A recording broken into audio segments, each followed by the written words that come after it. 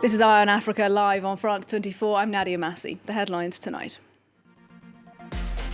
Protests turn violent in Dakar as opposition leader Osman Sonko is barred from Friday prayers. He had called for his supporters to rally ahead of elections scheduled for next month. Rwandan police kill a Congolese soldier who crossed the border and fired on security forces, the latest sign of soaring tensions in the region. We'll speak to the Rwandan Minister of Foreign Affairs. And the Congolese diaspora in Belgium prepares for a ceremonial handover of the last remains of the anti-imperialist icon Patrice Lumumba. First then, let's go to Dakar, Senegal, where scuffles broke out this Friday near the home of the opposition leader Osman Sonko. Now, Sonko had called for his supporters to gather today to demonstrate against the government's decision to bar him from elections next month. However, this afternoon, police prevented those supporters from gathering in his neighbourhood, and our correspondent Sam Bradpeace saw what unfolded. The streets of Dakar and other parts of Senegal are heavy with the smell, the stench of tear gas today. This is because there are protests going on against a Constitutional Council decision, which means that many key figures from the opposition won't be able to stand in July's legislative elections. We spoke with a number of very angry protesters earlier in the day. Donc, tout le monde doit participer de manière légale, n'est-ce pas? Everyone should participate legally. It's bad to say that certain lists are not valid. It's not what we expect from Senegalese democracy. C'est pas intéressant. C'est pas quelque chose qu'on attend de la démocratie sénégalaise. Non. It's like that every year. Every time there are elections, it's like that. There is no transparency, which means nothing good can happen. I am calling on the president to allow people to participate in elections. He must let Osman Sonko participate. That is the hope of the youth. The opposition have said they will do everything in their power to stop next month's legislative elections from going ahead if their list of candidates is not ultimately validated by the Constitutional Council. Until then, protests like the one we've seen today are likely to become more and more frequent. Sam Bradpeace for us there. Now, this Saturday marks 2 years since President Evariste Ndayishimiye took power in Burundi. Few Burundians knew what to expect after 15 years under the rule of strongman Pierre Nkurunziza. But one of the most significant developments since he took office has been the lifting of US and EU sanctions tied to the country's improving human rights record and good governance. It was a move celebrated by many people, hoping it would ease Burundi's isolation on the world stage, but concerns about human rights and press freedom remain. Our team in Burundi have been speaking to pro-government and opposition politicians as the country marks this 2-year anniversary. His ambitious speeches had raised our hopes and garnered enthusiasm. But 2 years on, things have fizzled out. Those promising words didn't translate into action. The country has regained its international standing. First, there was the Francophonie event, then the African Union. Our neighbors, in particular northern neighbors like the European Union, removed sanctions and now associate with Burundi. Now, members of the Maasai community in Nairobi, Kenya, took to the streets today in a march of solidarity with fellow Maasai in Tanzania who are facing eviction from their homes in one of the region's most popular tourist destinations. Have a listen to a few of those who took to the streets today. The rights of the indigenous community living in Tanzania, especially the Maa community, and we are not going to move an inch from our cradle land in Loliondo, in Simanjiro, in Kiteto, in Kilimanjaro. We are going to stay put. We are saying no! No to violations of human rights! People in Tanzania are dying! Women are being raped! Children are getting lost! And you arrest us! Why? We are the Maasai! We will not agree! Some voices there from the streets of Nairobi. And that protest was small and it had been given the green light by authorities. Nonetheless, though, the police broke it up, making arrests and tear gassing those who'd gathered. Our correspondent, Bastien Renouy, was there. Just a dozen of protesters had joined the demonstration this Friday morning. When the police decided to stop it, they took their banners, they shot tear gas, and they even arrested some of the demonstrators.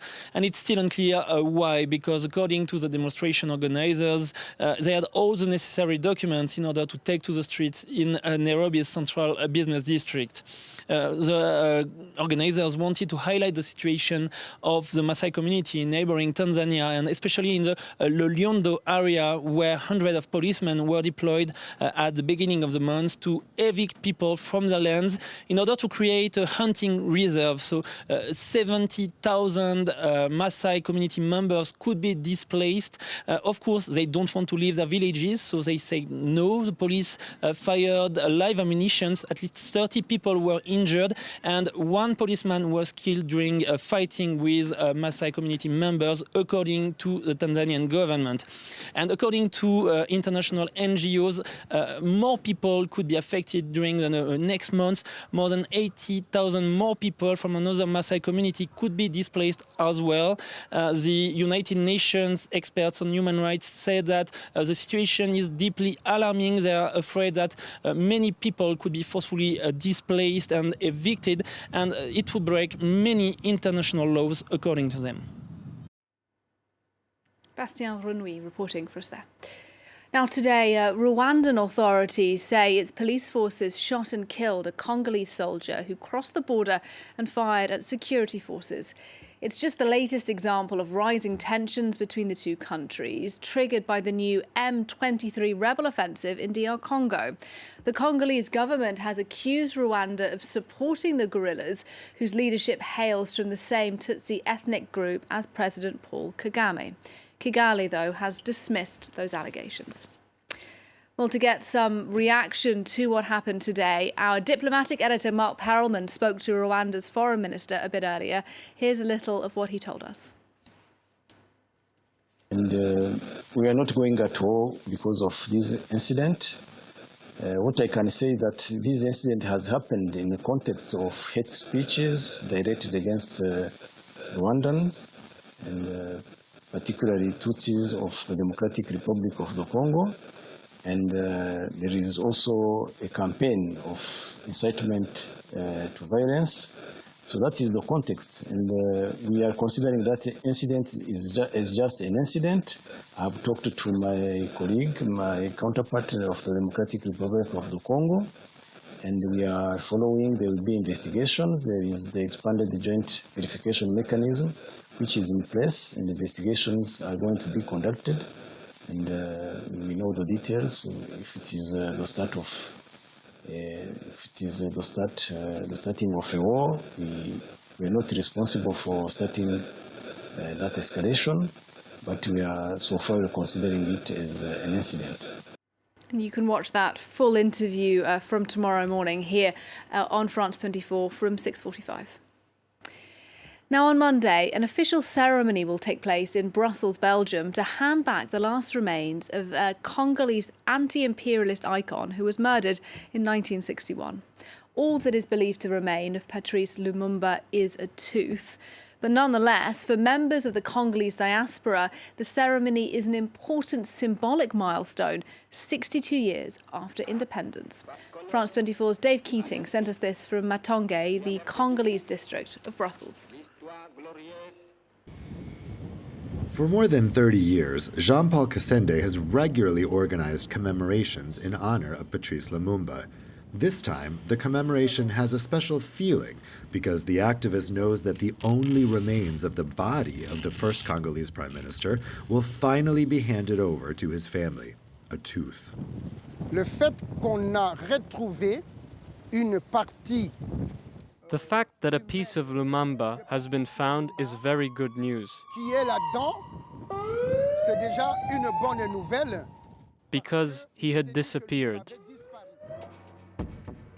1961, a few months after the independence of the former Belgian colony of Congo, Patrice Lumumba was assassinated. A Belgian policeman put in charge of making the body disappear kept one thing, a tooth. The Justice Department only retrieved it decades later. In the most Congolese of Brussels neighborhoods, people are happy with this news. But for this writer living in Belgium, the legal system must still shed light on this death. The family filed a complaint more than 10 years ago. How is it that the body of a guy, a part of his body in any case, ends up in Belgium? What happened with Lumumba's body? We're waiting. We don't know why the trial is so long overdue. Rama, a hairdresser in Matonge for 15 years, welcomes this restitution, but would like to see it be part of a broader process of reparations. It's very good, but it's not just for the tooth and then we abandon the process. The Congo expects many things, because Congo missed the start. An opinion shared by this activist against racism. We've already seen great moments when Belgium decides to think about its colonial past, but we did not see any changes afterwards in our everyday lives. When I apply for a job, I'm still discriminated against due to my skin color and because of the stereotypes that were distilled during the colonial period. A colonial period for which the King of the Belgians recently reiterated his regrets, but not his apologies, as some members of the Congolese diaspora in Belgium would like. And that brings us to the end of Eye on Africa. Thanks for watching and do stay tuned to France 24.